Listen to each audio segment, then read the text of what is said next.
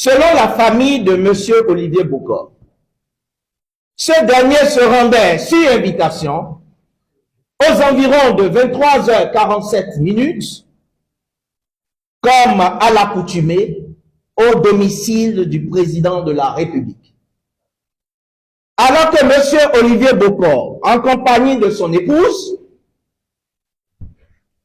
s'avançait, il a été intercepté à hauteur de l'ancien siège de la Sonacop en face de la direction Mouf, 6 à Cotonou, lieu dit Zongo et Ouzou, par un véhicule banalisé dont la plaque d'immatriculation n'était pas non plus apparente.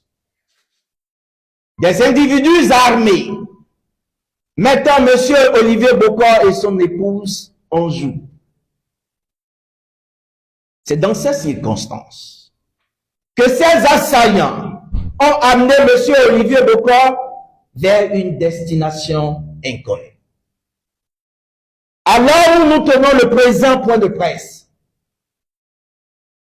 il n'est possible, ni à sa famille, ni à nous-mêmes, ses avocats, de savoir où et dans quel état se trouve M.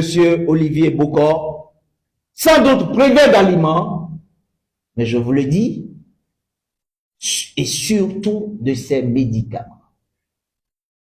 Or, notre droit positif proscrit l'arrestation et la détention arbitraire, en même temps qu'il garantit à toute personne privée de liberté dans le cadre d'une procédure judiciaire le droit de constituer avocat, de se faire examiner par un médecin de son choix, d'informer et de recevoir un membre de sa famille. Cette violation flagrante des dispositions élémentaires de la procédure pénale se produisent dans un contexte où M. Bokor ne fait l'objet d'aucune procédure judiciaire, pas plus qu'il n'a été visé auparavant, ni par une convocation, encore moins par un mandat d'amener ou d'arrêt.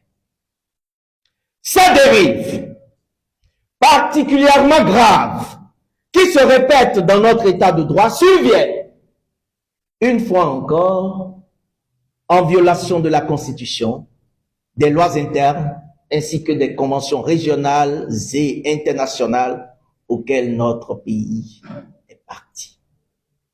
La récurrence de ces faits et l'apathie de l'appareil judiciaire questionnent notre état ou notre relation à l'état de droit et à l'ancrage démocratique dans notre pays. C'est pourquoi nous, avocats de M. Olivier Bokor, 1. Dénonçons son enlèvement par des hommes en armes dans la nuit du 23 au 24 septembre 2024. 2. Dénonçons la violation flagrante des fondamentaux de l'état de droit, toute chose de nature à transformer notre pays en un état sans loi et à hypothéquer son attractivité. 3. Exigeons des autorités politico-judiciaires de notre pays des déclarations immédiates quant au lieu et conditions de détention de M. Olivier Bokor et quant aux faits qui lui sont reprochés.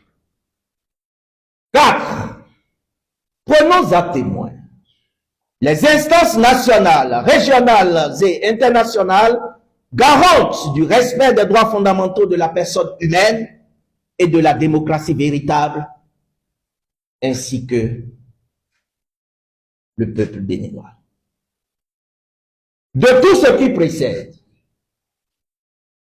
il découle nécessairement la nullité absolue de toutes les procédures initiées à l'encontre de M. Bokor, Omeki et Tévoyeur.